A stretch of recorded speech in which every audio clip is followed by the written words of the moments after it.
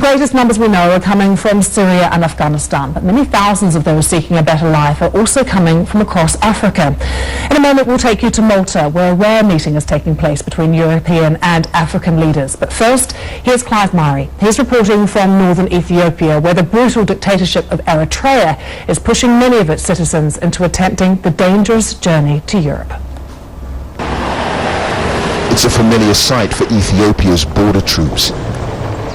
Yet another vehicle winding its way from the frontier with Eritrea.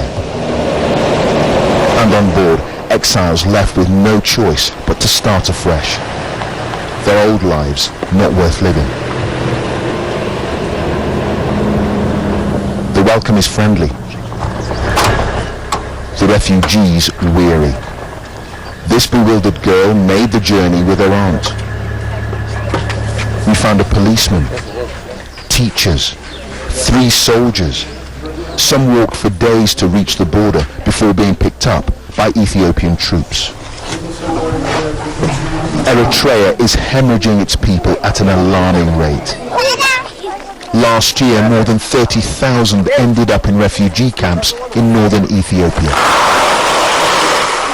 Those now receiving help are escaping a brutal dictatorship, a land where there's no freedom of speech, no rule by democratic law, and where there's open-ended military conscription for everyone.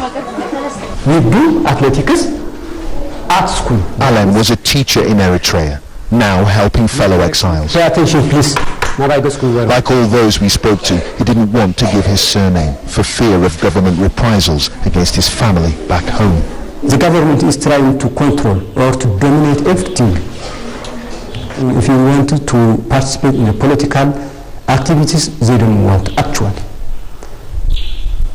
They are dictating Eritreans. For some, all this is just a staging post. This is the beginning, not the end of their journey.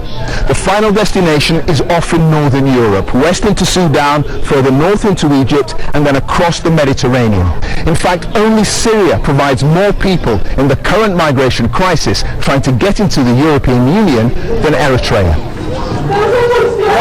In this camp, it's important to keep your phone charged, to call relatives who've already reached Europe, and for some, to transfer money to traffickers. The journey out of the camp is one Mary began, but didn't finish. Trying to reach Sudan, the traffickers she'd paid sold her to bandits. They held her for ransom, and when she tried to escape, she was tortured.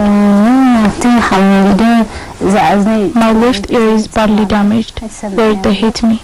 They beat me on the soles of my feet. I have trouble walking now. And on my back, they used a cattle prod to burn me. Traumatized and a long way from home, her experience sadly part of the narrative of the refugee. Okay, number 3. It's the plight of people like Mary and Alan that will be discussed at the Malta Migration Summit.